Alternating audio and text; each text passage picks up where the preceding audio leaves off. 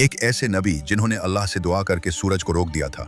ये उस वक्त की बात है जब बनी इसराइल की सहरा में 40 साल कैद और भटकने की सजा अपने इख्तिताम को पहुंच रही थी। वो पुरानी नस्ल जो बुज़दिल हो चुकी थी अब खत्म हो चुकी थी। उनकी जगह एक नई नस्ल आ चुकी थी। ये नई नस्ल जिस्मानी और रूहानी तौर पर फौलाद बन चुकी थी। उनका सरदार अब हजरत यूशा बिन नून अलैहिस्सलाम थे। अल्लाह ने उन्हें वो मकाम अता किया था। उनके लिए ज़मीन और आसमान के कवानीन बदल दिए गए। जब हजरत यूशा अलैहिस्सलाम अपने बहादुर नौजवानों को लेकर फ़लस्तीन की तरफ बढ़े तो उनके सामने एक बहुत ताकतवर कौम थी। वो कौम बड़े मजबूत किलों में रहती थी। अल्लाह ने उस वक्त बनी इसराइल के लिए एक ख़ास कानून बनाया था। इस कानून को सिबत यानी हफ्ते का दिन कहा जाता था। हुक्म ये था कि हफ्ते का पूरा दिन सिर्फ अल्लाह की इबादत के लिए वक्फ होगा।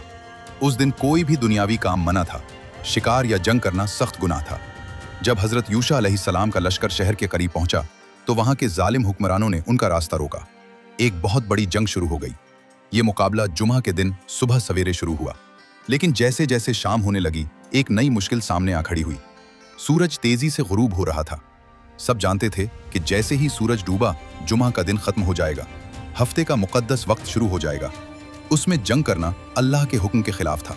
हजरत यूशा अलैहिस्सलाम को फिक्र हुई कि अगर अब लड़ाई रोक दी गई तो दुश्मन को संभलने का मौका मिल जाएगा। हजरत यूशा अलैहिस्सलाम ने अपना रुख आसमान की तरफ किया। उन्होंने सूरज को मुखातिब होकर दुआ की। ये ऐसी दुआ थी जो तारीख में पहले कभी किसी ने नहीं की थी। उन्होंने फरमाया, ऐ सूरज, तो भी अल्लाह के हुक्म का पाबंद है और मैं भी अल्लाह के हुक्म का पाबंद हूँ। ऐ अल्लाह, इस सूरज को हमारे लिए थोड़ी देर रोक दे।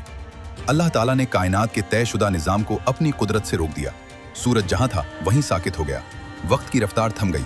ये मोजज़ा तब तक बरकरार रहा जब तक बनी इसराइल ने दुश्मन के आखिरी किले को भी फतह नहीं कर लिया। आखिरकार बनी इसराइल ने शहर फतह कर लिया। इसके बाद ही सूरज गुरूब हुआ। यूं वो शुक्रगुजारी के साथ अपनी मंजिल पाने में कामयाब हुए।